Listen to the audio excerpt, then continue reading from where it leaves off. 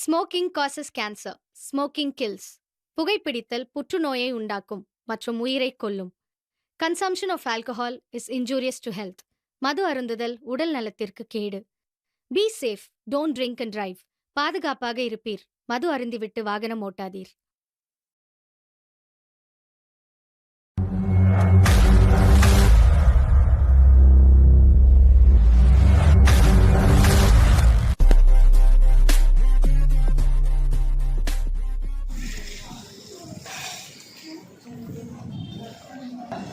மேலே ஆடை வாங்கலாம். ஒன்று போட்டால் டபுளாக தராங்கண்ணா. ஆமாவா? வேறு ட்ரை பண்ண போகலாமா?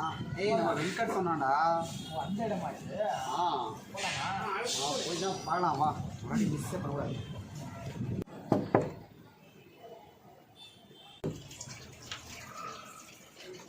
சரி நான் பார்த்துக்கிறேன். யார் நீ? காடாதுன்னு சொன்னாங்க. யார் சொன்னீங்க நாங்கள் காட்சி தரோன்னு? டிக்கெட் சொல்லி அனுப்பிச்சாது. ஓ வெங்கட்டா, வா உள்ள. உன் பேர் என்ன? உன் பேர் என்ன? காசை வச்சுட்டு காடை எடு.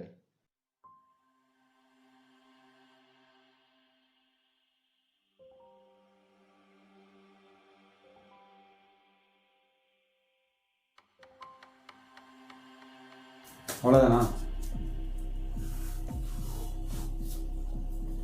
கடைசி 5000.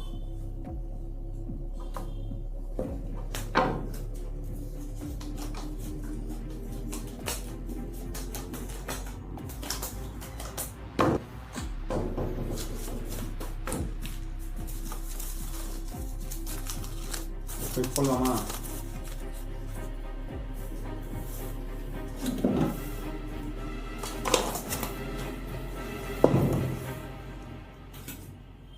ஏன் உனக்கு சோகமாக இருக்கிற? என்னாச்சு உனக்கு? வாழ்க்கை ஃபுல்லாக பிரச்சனை. அப்படின்னா தான் பிரச்சனை. சொல்ல உன் கதையை கேட்கலாம் வா. எனக்கு 8 வயசு இருக்கும்போது எங்கள் அம்மா ப்ரெக்னெண்ட்டாக இருந்தாங்க. அன்றைக்கி மத்தியானம் வலி வந்து ஹாஸ்பிட்டலில் சேர்த்தாங்க. டாக்டர் அப்பாக்கிட்ட உங்களுக்கு புண்பந்த பொந்துக்குன்னு சொன்னாங்க. அப்பா ஃப்ரெண்ட்ஸுங்கிட்டலாம் பாட்டி வச்சுட்டு வர வழியில் ஆக்சிடென்ட் ஆகி இறந்துட்டாரு ஸ்பாட்லேயே. அந்த சோகத்துலேயே அம்மாவும் படுத்த படுக்கையாகி 4 வருஷத்துலேயே இறந்துட்டாங்க. சொந்தக்காரரும் சேர்க்கல. ஆசிரமில் தான் படித்தோம் வளர்ந்தோம்.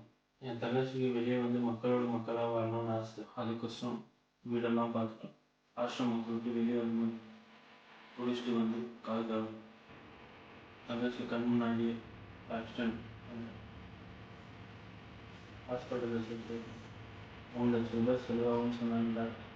ஃப்ரெண்டுங்களாக டிக்கெட் கொடுத்தாங்க, யாரும் இல்லைன்றாங்க. கடைசியாக என் ஃப்ரெண்டு 30,000 ரூபா காசு கொடுத்தான். இந்த 30,000 ரூபாவும் நான் தோத்துட்டேன். அவனை கொடுக்குற 3 லட்ச ரூபா.